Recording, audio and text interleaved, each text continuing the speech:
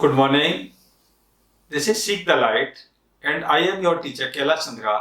आज हम हड़प्पा सभ्यता से मोहनजोदड़ो एक नियोजित शहर है, एक प्लांट सिटी है, इसके बारे में हम आपसे चर्चा करेंगे कि किस तरह का शहर था। तो सबसे पहले इस शहर के बारे में कि शहर को दो भागों में बांटा जा सकता है, दो भागों में बंटा था। जैसे कि मैंने पीछे नक्शा भी बनाया है कि एक दुर्ग और दूसरा निचला शहर जो आम जनता के लिए था।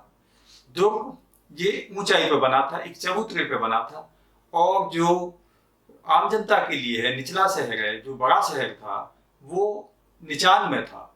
जैसा कि मैंने इसमें बताया भी है कि दुर्ग के चारों ओर एक बाउंड्री वाल भी थी, अर्थात इसको एक चार दीवारी से घेरा गया था। ये सेफ्टी की दृष्टि से रहा होगा, क्योंकि दुर्ग पर रहने वाले लोग ज्यादातर का मानना है इतिहासकारों के वो शासक रहे होंगे, इसलिए दुर्ग की सेफ्टी अत्यावश्यक थी। इससे सिद्ध होता है कि इस शहर को बसाने से पहले इसका प्लान किया गया, ये नियोजन किया गया हुआ कि शहर किस तरह से बसाया जाए। तो बसाने के लिए इस शहर को सबसे पहले हमने प्लॉटिंग की होगी, तो नालियां और गलियां, ये दो, जैसे मैंने एक नक्शा भी बनाया है कि ये जो गलियां हैं, गली के सारे नाली है, ये देखिए, और ये बाहर की नाली है। ये नाली, बाहर की नाली, ये एक दूसरे को समकोण पे काटती हैं। तो ये जो नाली है, जो गली की नाली बाहर की नाली में जाके मिली, और बाहर की नाली ये बड़े नाले में जाके मिली, और बड़े नाले से जो पानी था गंदा, वो शहर के बाहर चला जाता था। तो ये एक जल निकास की इस सभ्यता में बहुत अच्छी व्यवस्था रही होगी कि, और सबसे बड़ी बात है कि जो नालियां हैं वो पटी हुई थी, नालियां खुली हुई नहीं थी, क्योंकि नालियों, उस समय के लोगों का मानना होगा कि नाली को खुला छोड़ना स्वास्थ्य के लिए हानिकारक हो सकता है। तो इसलिए नालियां एक ग्रिड पद्धति से थी, समकोण पे काटती थी, और ये ढकी हुई थी। और इसके बाद आता है कि हमारे जो मकान थे, वो मकान कैसे थे, उनका आर्किटेक्चर कैसा था। तो मैंने एक नक्शा बनाया है, इसमें आप देख सकते हैं कि इस नक्शे में बीच में दालान है, चारों ओर कमरे हैं। जो शुरुआत में ये कमरे से पहले एक किचन है, और एक हमें ऊपर जाने के लिए सीढ़ी भी मिली है। इससे सिद्ध होता है कि मकान पे 2 या 3 मंजिल भी जो मकान थे हो सकते थे।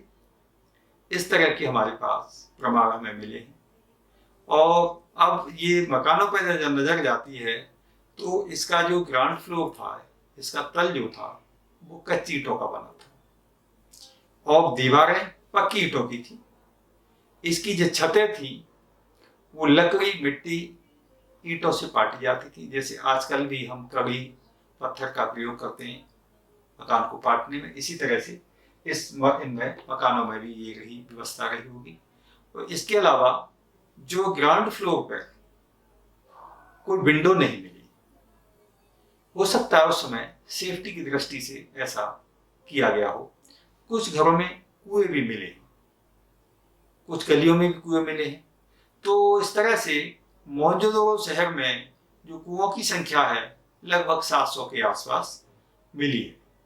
और इसकी जो पॉपुलेशन है पूरे शहर की 30 से 35 हजार के बीच रही होगी, क्योंकि जो शहर है जिस तरह से डिजाइन किया गया है, जिस तरह से हमें मकान मिले हैं, उसके आधार पर हम जनसंख्या का आकलन कर सकते हैं। अब इसके अलावा इस शहर में एक विशाल स्नानागार, बाथरूम मिला है। वो एक जैसे खुला चौकोर तालाब था। अन्नागार मिला है अनाज को रखने के लिए, और अलागार मिला है। बहुत सारी मूर्तियां मिली हैं। एक बड़ी बिल्डिंग मिली है, जो इतिहासकारों ने उसका नाम कॉलेजिएट बिल्डिंग रखा है। तो इस प्रकार से सिद्ध होता है कि मोहनजोदड़ो एक नियोजित शहर था, प्लान शहर था। पहले प्लान किया गया, उसके बाद बसाया गया था। तो इस तरह से इसमें जो सीबीएसई की परीक्षा में ये पूछा जाता है कि मोहनजोदड़ो किस प्रकार का शहर था, मोहनजोदड़ो शहर की विशेषताएं क्या थी। मोहनजोदड़ो शहर पर एक टिप्पणी लिखिए तो इस तरह से इस पर जो प्रश्न बनते हैं। और अब इसके साथ ही नेक्स्ट टॉपिक हम लेंगे हड़प्पा सभ्यता में जीवन निर्वाह, कि वहां के लोग जीवन निर्वाह को, अपने जीवन को कैसे जीते थे।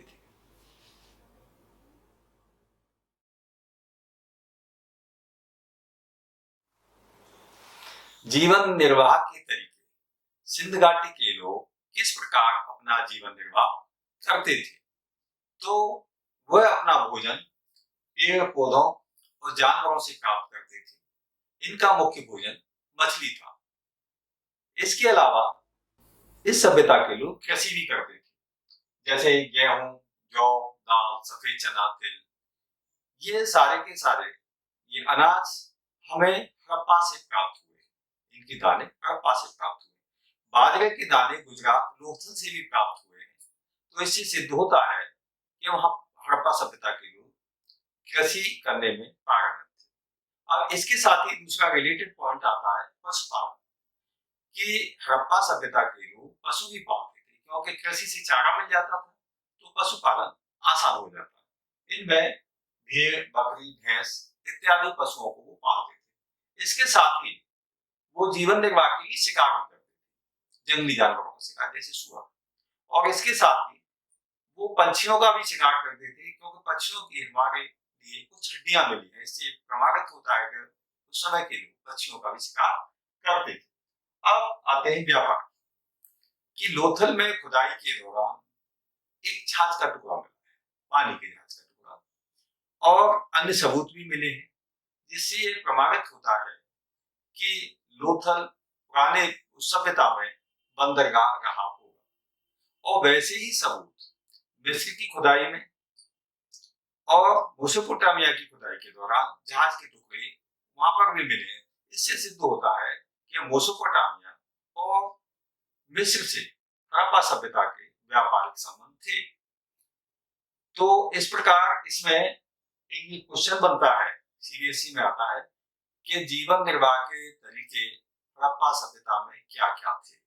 तो ये 4 पॉइंट हैं जिनसे आप आसानी से लिख सकते हो कि कृषि से, पशुपालन से और ये व्यापार से, ये जीवन निर्वाह का ये तरीका था उस समय का, जिससे कि वो आसानी से अपना जीवन निर्वाह करते थे। अब हमारा जो नेक्स्ट टॉपिक है वो है एग्रीकल्चर टेक्नोलॉजी या कृषि प्रौद्योगिकी।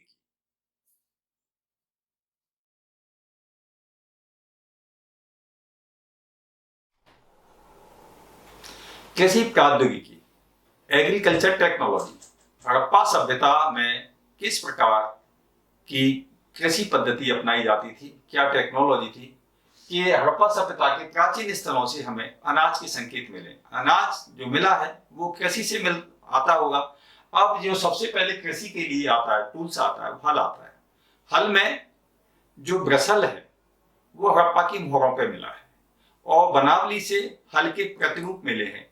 इससे सिद्ध होता है कि हड़प्पा सभ्यता के लोग जो कृषि हलों से करते थे। नेक्स्ट आता है इसका जुताई। जुताई में कलीबंगा में खेत जोते होने के प्रमाण मिले हैं। नेक्स्ट आता है आपका बीज। कलीबंगा में हमें 2 फसल होने के प्रमाण मिले हैं। साथ ही जो फसल बोई जाती थी वो बीज बखेर के बोई जाती थी। नेक्स्ट इसके बाद में हमें आते हैं कृषि के औजार। उस समय पर लोहा नहीं था और कांसे से औजार नहीं बनाए जा सकते थे, इसलिए जो कृषि के टूल्स थे उसमें लकड़ी का हत्था होता था और जो फलक था वो पत्थर का होता था। नेक्स्ट आता है हमें सिंचाई। सिंचाई के साधनों में अफगानिस्तान से हमें नहरों के प्रमाण मिले हैं, और धौलावीरा जो गुजरात में है उससे हमें जलाशय के प्रमाण मिले हैं, जिस जलाशय से कृषि के लिए सिंचाई की व्यवस्था रही होगी। इस तरह के हमारे पास प्रमाण हैं। तो अब जो सीबीएसई में क्वेश्चन आता है कि हड़प्पा सभ्यता में कृषि की क्या योजना थी, क्या टेक्नोलॉजी थी, तो इसके बारे में हम मेन टॉपिक को लिख देंगे, कि जैसे कि हल है, कि उस समय पे हल होता था, हल के द्वारा कृषि की जाती थी। नेक्स्ट है आपका, इसमें आप जुताई के बारे में बात कर सकते हैं कि जुताई कैसे होती थी, बीज कैसे बोए जाते थे, बखेर के बोए जाते थे, हल के पीछे बोए जाते थे। नेक्स्ट आता है कि कृषि के औजार कैसे थे, कि औजार जो लकड़ी के हत्थे होते थे और फलक उसमें आप लिख सकते हैं कि वो पत्थर के होते थे।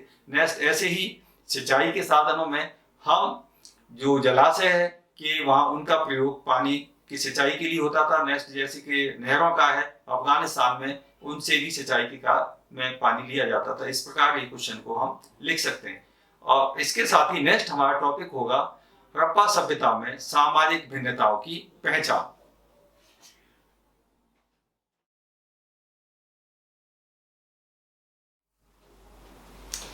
सामाजिक भिन्नताओं की पहचान कि हड़प्पा सभ्यता के लोग किस प्रकार से भिन्न थे, सामाजिक भिन्नता किस प्रकार थी। तो इसके लिए सबसे पहले हम समाधानों का अध्ययन करते हैं कि जो कब्रिस्तान में जो सब खोदे गए हैं उनसे क्या क्या पुरावस्तुएं मिली हैं। तो शवों के साथ मृतभाग, आभूषण, मनके आदि मिले हैं। शायद उस समय के लोगों का पुनर्जन्म में विश्वास रहा होगा। कुछ कब्रों में तांबे के बर्तन भी मिले और इस प्रकार जो पुरावस्तुओं के आधार पर हम सामाजिक भिन्नताओं को दो भागों में बांट सकते हैं। एक ये कि वो सब जिनके साथ में डेली यूज की वस्तुएं, उपयोगी वस्तुएं जैसे मिट्टी के बर्तन, चक्कियां, सुइयां, ये मिली है। यह एक गरीबी को दर्शाती है कि उस समय के लोग ये गरीब रहे होंगे। दूसरे आते हैं विलासता की वस्तुएं कि ये वो लोग थे जो आर्थिक समृद्धशाली थे। ये लोग अपने शवों के साथ फायांस के छोटे छोटे पात्र भी रखते थे। तो इनका जो समाज में स्तर ऊंचा रहा होगा। तो अब सीबीएसई में एक क्वेश्चन बनता है कि हड़प्पा सभ्यता में सामाजिक भिन्नताएं किस प्रकार थीं, या सामाजिक भिन्नताओं का अध्ययन हम किस प्रकार करते हैं। तो इनमें सबसे पहले कब्रिस्तान में मिले साक्ष्य जैसे आभूषण, मनके, बर्तन, और फिर जो लास्ट में हम जो दिखाएंगे कि जो विलासता की वस्तुएं हैं और उपयोगी वस्तुएं। तो उपयोगी वस्तुएं जनसाधारण की थी, गरीब लोगों की थी। विलासता की वस्तुएं ये अमीर लोगों की थी जिनका समाज में ऊंचा स्थान रहा होगा। तो हम इस प्रकार इस क्वेश्चन का उत्तर लिख सकते हैं। और अब हमारा नेक्स्ट टॉपिक होगा हड़प्पा सभ्यता का व्यापार।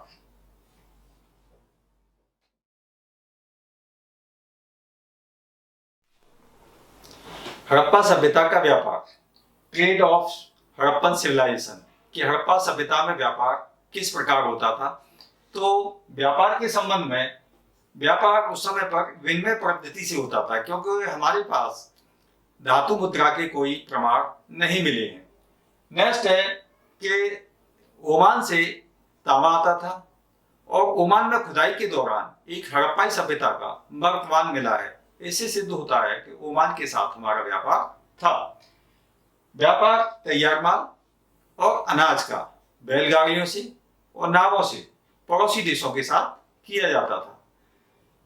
लोथल में बंदरगाह होने के सबूत मिले हैं और वैसे ही सबूत हमें मिस्र में और मेसोपोटामिया की सभ्यता में मिले हैं। इससे सिद्ध होता है कि हड़प्पा सभ्यता का व्यापार मेसोपोटामिया और मिस्र के साथ था।